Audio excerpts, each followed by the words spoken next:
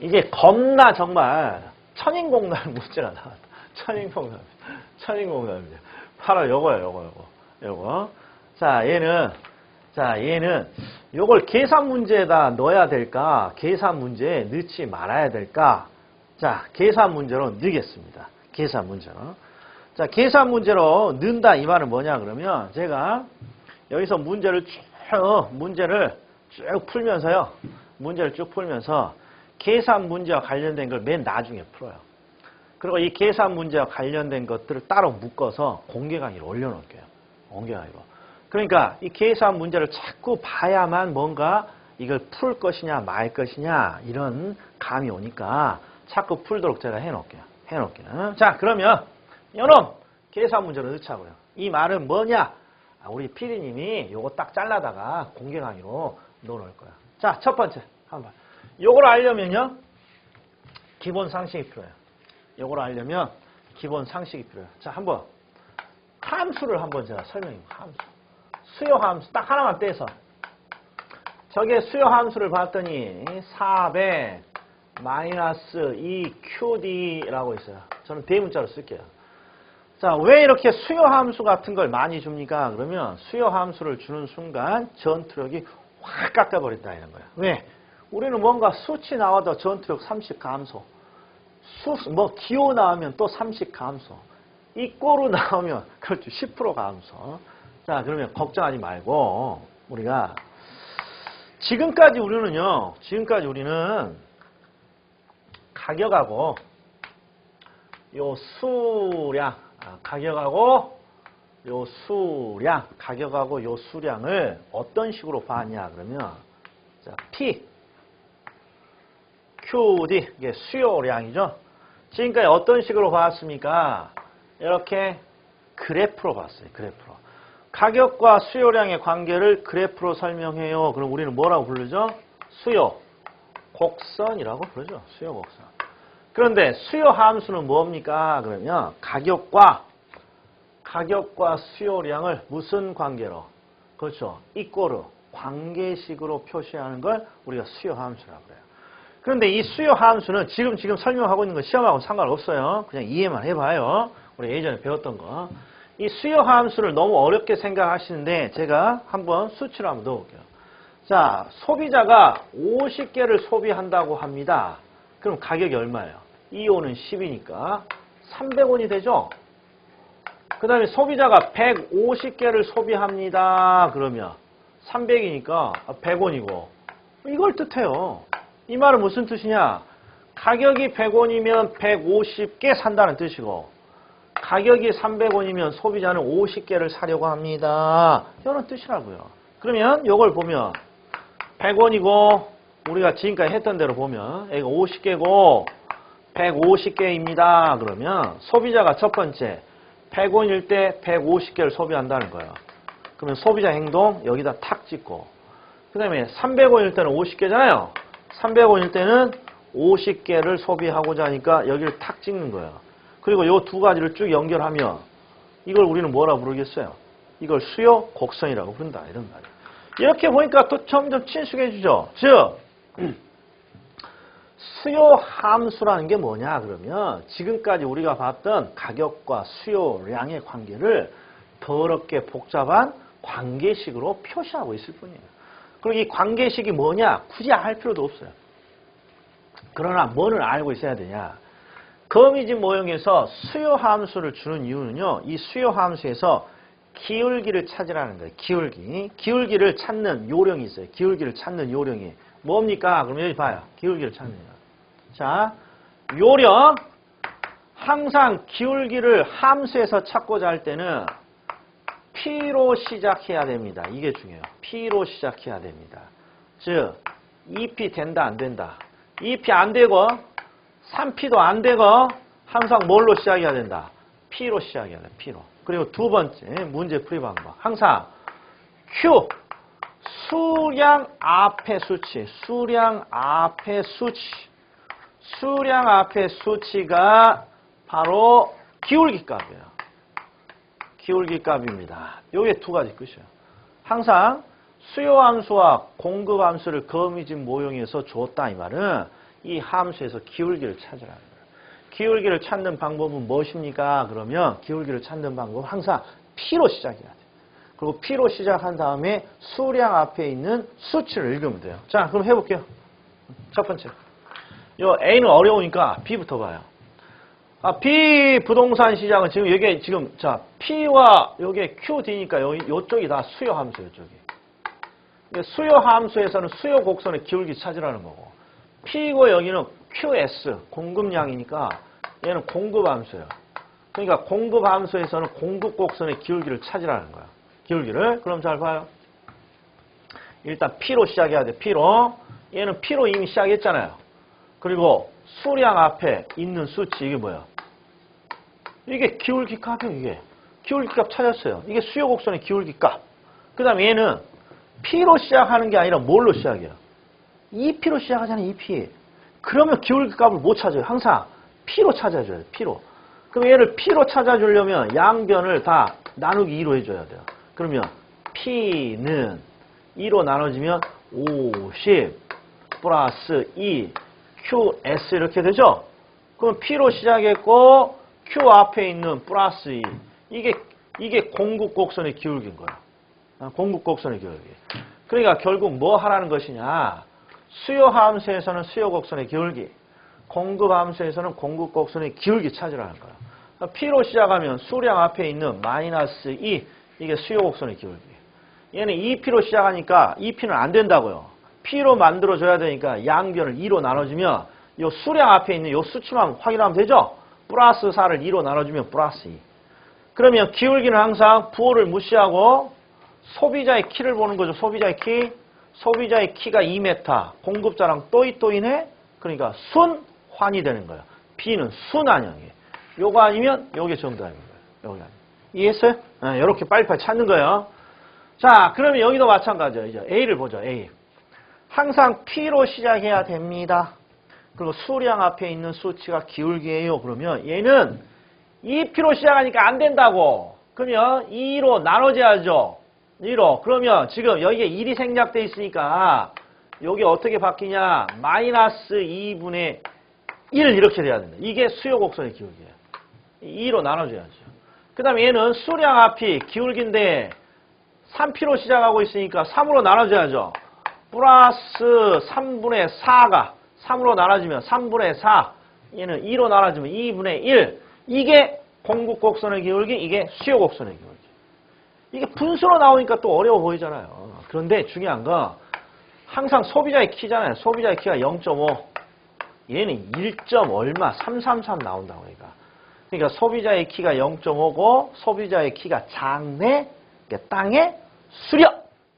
정답 요거 이렇게 찾아주죠. 4번. 4번 할 수 있다 할 수 없다. 해 주시와요. 그래서 첫 번째. 공개 강의로 늘 첫 번째 계산문. 얘 계산은 아니지만 함수. 거미집 모형에서 수요 함수와 공급 함수가 나온다. 그럼 뭘 찾으라는 거다. 기울기 찾으라는 거야. 근데 기울기는 어떻게 찾니? P로 만들어주고. P가 그 P로 만들어줘야 되고. P로 시작해야 되고. 그 다음에 P로 시작한 다음에 수량 앞에 있는 것이 기울기 값입니다. 기울기 값이 나오면 소비자의 기울기를 키로 보고 소비자의 키가 작으면 땅의 수력, 크면 땅의 발사 이렇게 찾는 거죠. 그러면 시장론에서 이제 정리를 하고 시장론에서 계산 문제가 딱 하나가 있어요. 요놈 몇 페이지입니까? 87페이지? 82페이지. 시장론에는요, 계산 문제가 딱 하나 있어요. 딱 하나 있어요. 계산 문제가 딱 하나. 그런데 이거 수치가 너무 어려워요. 수치가 너무 어려우니까 제가 2번을 풀어드릴 텐데 수치를 일단 바꿔봐요. 요거 가능성을 일단 50%로. 요거 책에다가 X 치지 말고 일단 제가 50%로. 그 다음에 이 토지 1년 후 예상 가격은 신역사가 들어오는 경우에 요거 5억으로. 요거 4억이라고 하죠. 3억. 그 다음에 요거 2억. 2억이 아니죠. 1억. 1억. 아니, 괜히 이거 수치 넣어가지고 뭔가 혼란이 될 수도 있는데, 자, 제가 여기다 정리를 할게요. 자, 역세권에 신역사가 들어올 가능성을 여기다 할까요? 신역사가 들어올 가능성을 50대 50으로 하자. 50%. 그리고 신역사가 들어옵니다. 그러면 3억. 신역사가 들어오지 않는다. 그러면 1억. 요 내용을 이렇게 딱 정리할게요. 요 내용을. 일단 쉬운 수치로 두 번을 한번 풀어보겠다는 거예요. 그럼 자, 들어와 봐요. 자, 얘는 물어보는 게 뭡니까? 그러면 정보의 현재 가치라는 거야. 그런데 이 문제를 어디를 읽어봐도 도대체 뭘 물어보는지 감이 안 오는 대표적인 문제예요. 그러니까 얘를 풀기 위해서는 이 유형을 하나 암기할 수밖에 없는 거야. 이런 형태의 문제가 나오면 항상 이렇게 푼다. 자, 어떻게 풉니까? 그러면 정보의 현재 가치를 물어봤어요. 그리고 어떤 정보를 주느냐? 지금 1년 후에 상황을 줘요. 그러니까 항상 포인트가 이거예요.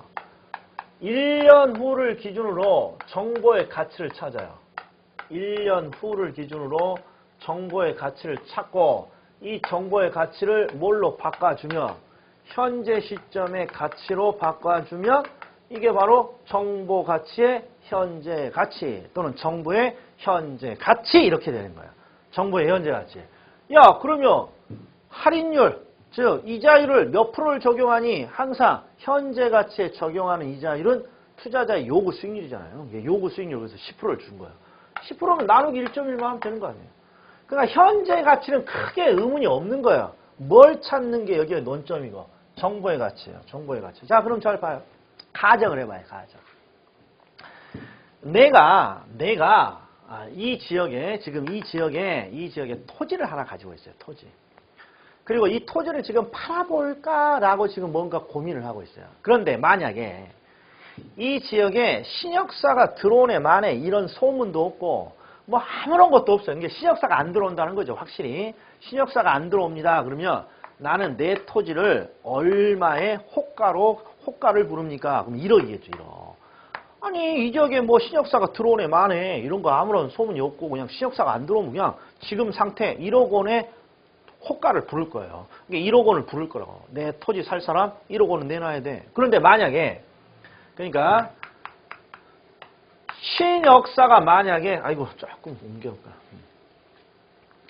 아이고 이게 칠판이 좁아서 신역사가 안 들어온다. 이게 확실하면 나는 내 토지를 1억 부른다 이런 말이에요.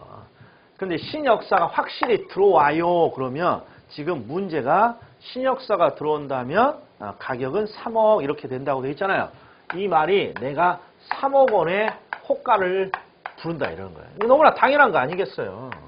신역사가 안 들어와 그러면 1억 줘요. 내 토지 살려면. 근데 신역사가 들어온다고 확실해지면 무려 3억을 부르겠죠. 3배 지금 더블이 올라가는 거예요. 근데 문제는 지금 상황이 어떤 상황이냐 봤더니 소문만 무성해. 확실히 신역사가 들어온다 안 들어온다 이게 아니라 소문이 무성해. 그리고 그 가능성이 50대 50이라는 거야. 이게. 자, 그러면 이 정보가 불확실한 이 소문의 상태, 이때를 우리는 불확실성의 상태라고 해요. 소문만 돌고 있는 이 불확실한 상황에서 나는 내가 가진 토지의 호가를 얼마로 부를 것이냐? 일단 이게 중요한 거예요. 이게. 그럼 보세요. 상식적으로. 아니 신역사가 안 들어온다면 1억인데 1억을 부르지는 않을 거예요. 왜? 소문이 지금 돌고 있으니까. 1억을 더 받고 싶겠죠. 그런데 3억을 부를 수는 없어요. 왜? 3억은 신역사가 확실히 들어왔을 때 가격이니까. 아직은 소문이만 무성할 때니까. 그러니까 1억보다는 크고 3억보다는 더 적은 어떤 금액을 뭔가 호가로 부를 거란 말이에요. 이 호가를 찾는 게 여기에 포인트예요. 여기에. 그런데 이 호가를 어떻게 찾니? 그럼 뭐가 떠올라야 되냐?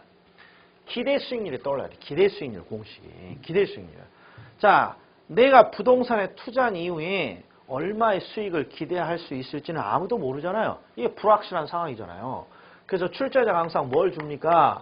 시장 상황이라는 걸 주잖아요. 시장 상황이 항상 뭘 결정한다? 당신이 투자를 한 이후에 얻을 수익률을 결정하는데 시장 상황이 호황이 올 수도 있고 불황이 올 수도 있어. 근데 호황이 오면 당신은 30%를 얻고 불황이 오면 10%의 수익을 얻을 거야.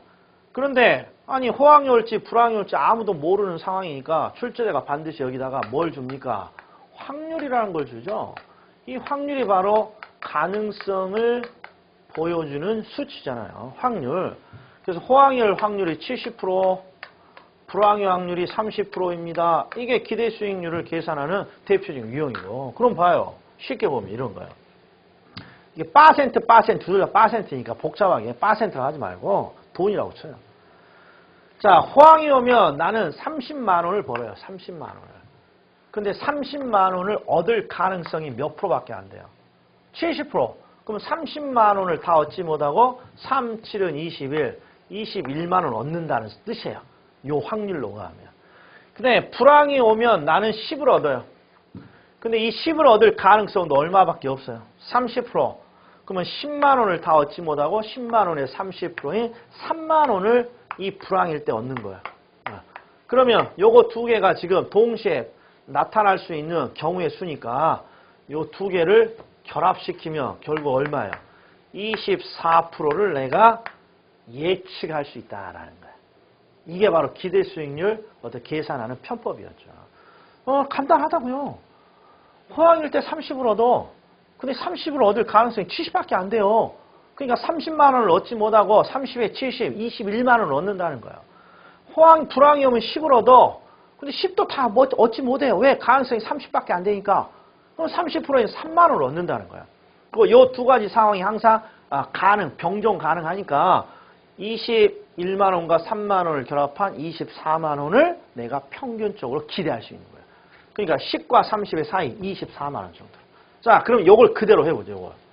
지금 시장의 상황을 뭘 줬느냐. 신역사가 들어올 수도 있고 신역사가 안 들어올 수도 있어. 이런 거야. 그리고 지금 내가 알고 싶은 건 시장 상황에 따라 토지의 가격을 알고 싶은 거다. 이런 거야. 신역사가 안 들어오면 토지 가격은 1억. 신역사가 들어오면 따블이 떠서 토지 가격은 3억. 그런데 신역사가 들어올지 안 들어올지 그 가능성이 얼마? 50대 50이단 말이에요. 그럼 해보자고 지금. 자, 신역사가 들어오면 나는 3억을 확실히 얻는데 지금 들어올 가능성이 얼마밖에 안 돼요? 50%. 그러니까 1억 5천? 그 다음에 이게 신역사가 안 들어와도 1억을 얻는데 이 1억도 가능성이 50%밖에 안 된단 말이에요. 그러니까 5천만 원 얻는 거예요. 그러면 이 두 가지 상황을 다 결합하면 2억이 바로 내가 예측할 수 있는 토지 가격인 거예요. 그러면 불확실한 상황, 즉 가능성이 50대 50인 상황이라면 자, 이 토지 소유자는 얼마의 호가를 부릅니까? 아이고 2억 원의 호가를 부른다. 2억 원에. 요게 돼야 돼. 요게. 여기 제가 복잡하게 설명했지만 이 세 가지가 돼야 되는 거예요. 자, 그럼 봐요. 이제 이 세 가지가 될 때 누군가가요. 신역사가 들어온다는 확실한 정보를 누가 준다는 거야. 확실한 정보. 신역사가 들어온다는 확실한 정보. 이 정보의 가치를 찾아내라는 거야. 이 가치에. 자, 그러면 여기 한번 봐요. 어떤 사람이 1차 시험을 보면 항상 1차 평균이 59.5가 나와. 항상. 지금 0.5점이 부족해요. 그래서 정보를 알고자 해요. 정보를. 근데 때마침 누군가가 정보를 줬어요. 이게 시험에 잘 나오는 우리 강의 노트를 줬다고. 정보를. 그래서 정보를 딱 받았더니 갑자기 1차 평균이 79.5가 나와요. 79.5. 그러면 이 정보가 만들어준 점수는 79.5가 아니죠. 나는 이 정보가 없더라도 지금까지 얼마를 맞아왔어요. 59.5점은 맞아왔으니까 이 정보를 통해서 내가 추가로 얻는 건 20점 정도죠. 20점. 요 20점이 바로 정보의 가치라고 하는 거예요. 이 정보가 만들어준 가치. 그럼 봐요. 지금 이 사람은요. 확실한 누군가가 여기에 신역사가 들어온다는 확실한 정보를 주면 3억 원의 호가를 부르고 3억 원으로 뭔가 토지를 거래할 거라고요. 그런데 이 정보가 없더라도, 확실한 이 정보가 없더라도 이 사람은 얼마의 토지 가치를 부여합니까? 그러면 1억이에요, 2억이에요. 2억, 요거라고 봐야 되고, 2억. 즉 소문만 무성한 상태에서도 이 사람은 지금 이런 확실한 정보가 없더라도 2억의 호가는 부른단 말이에요. 그러니까 이 확실한 정보가 주는 추가적인 가치 증가분은 요거 1억. 이걸 우리는 정보 가치라고 하는 거예요. 그리고 이 1억의 정보를 현재 시점으로 평가해봐. 이게 바로 정보의 현재 가치예요. 현재 가치. 자, 그러면 대충 한번 들었어요? 그럼 이제 복잡한 설명 말고 이제 쉽게 항상 풀이하는 방법을 이제 해보자고. 여기 수치가 좀 어려워요. 자, 일단 뭔가 이런 정보의 가치를 물어봅니다. 그럼 대부분 1년 후를 줘요. 1년 후. 그러니까 지금 어떤 생각을 해야 되냐 그러면 1년 후 시점으로 신역사가 들어온다는 확실한 정보의 가치를 찾은 다음에 이 정보의 가치를 요구 수익률로 현재 가치 하면 돼. 이게 정답이에요. 그럼 이 정보 가치를 찾는 방법은 뭡니까? 그럼 내가 이 지역의 토지라 소유자라고 해봐요. 첫 번째. 내가 이 지역의 토지 소유자였다면 신역사가 들어온다는 소문이 없을 때 일단 나는 얼마의 토지 가치를 불렀냐? 6억 6천만 원의 토지 가치를 불렀다 이런 말이에요. 그런데 신역사가 확실히 들어온다면 이 지역은 8억 8천만 원까지 토지 가격이 올라가요. 8억 8천만 원까지. 그런데 지금은 어떤 상황이냐? 소문만 무성해요. 가능성이 신역사가 들어온다, 안 들어온다, 가능성만 존재하는 소문만 무성해요. 그러면 이런 불확실한 상황에서 나는 내 토지에 얼마의 가치를 부여합니까? 그러면 자, 신역사가 들어옵니다. 그러면 나는 얼마를 얻어요? 8억 8천. 그런데 신역사가 들어올 가능성이 얼마라고 되어 있어요? 40%? 그러면 내가 얻을 수 있는 거 8억 8천에 40%. 이게 얼마냐 그러면 3억 5천 2억 이렇게 되는 거예요. 이렇게. 그 다음에 신역사가 들어오지 않습니다. 그러면 6억 6천. 근데 신역사가 안 들어올 확률은 들어올 확률이 40이니까 너는 60%죠. 그러니까 6억 6천에 60%를 얻어요. 이게 바로 396 땡땡땡 396 땡땡땡땡땡땡. 그래서 이 두 가지를 결합한 것만큼 나는 그렇죠. 이 불확실한 상황에 토지 가치를 부여하는 거예요. 그러면 이게 8, 4, 847, 748, 땡땡땡, 땡땡땡 이렇게. 그러니까 지금 해설이랑은 조금 달라요. 해설이랑은 이게 보다 쉬울 거예요.